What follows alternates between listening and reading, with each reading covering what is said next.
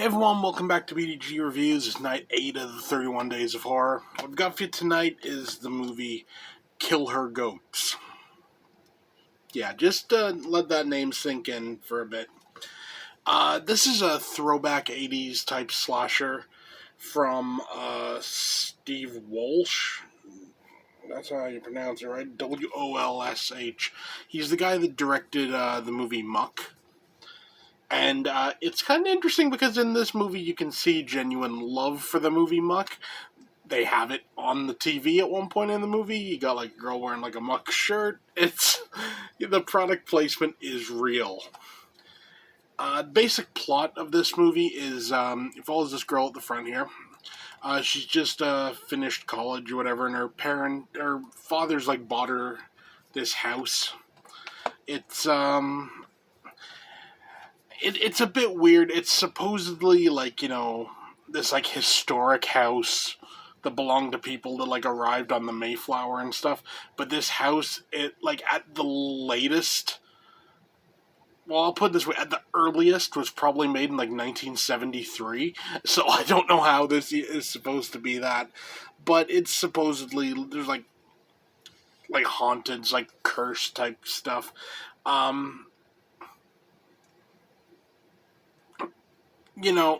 It is what it is. You end up with a guy with a goat head, going around like slashing people up. This movie is a tough one to wrap your head around because on one hand, you think 80s throwback, your automatic thought goes to like something like Hatchet, which this shares some blood with Hatchet. That killer is played by Kane Hodder. But that's kind of where the similarities kind of end. This goes in a weird direction. Essentially, let's put it this way.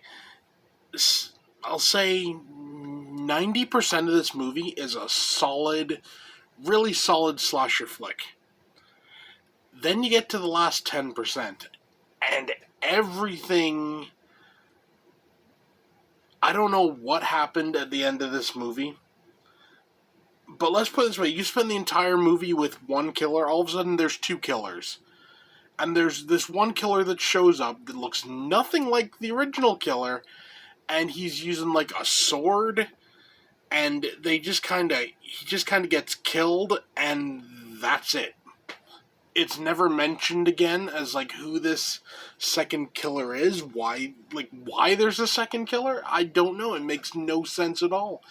When the main killer is finally revealed, it's a character that's not even connected to everything you've been seeing in the movie. It's connected to like this tangential like third character that shows up at the end, and I don't know.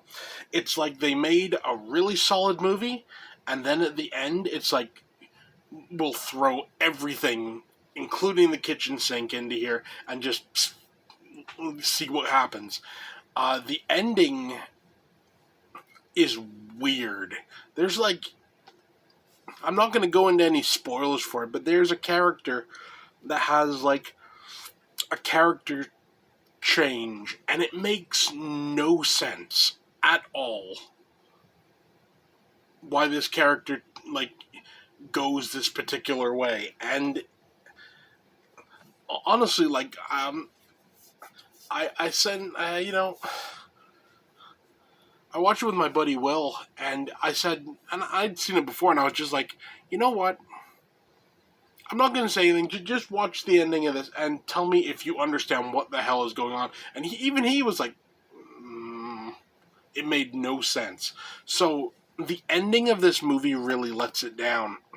As a result, this was an 8 out of 10. With this ending, it drops to a 6 out of 10. This is something that probably could have been fixed with some more time in editing, I think. I don't know. All in all, is it a fun flick? Yes. Is the gore good? Yes. Is there nudity? Tons of it. Are there a bunch of hot chicks in it? Hells to the yeah. I mean, it's a fun movie. The ending just doesn't make any sense. So, take that for what you will. Yeah, that's it for me. See you tomorrow.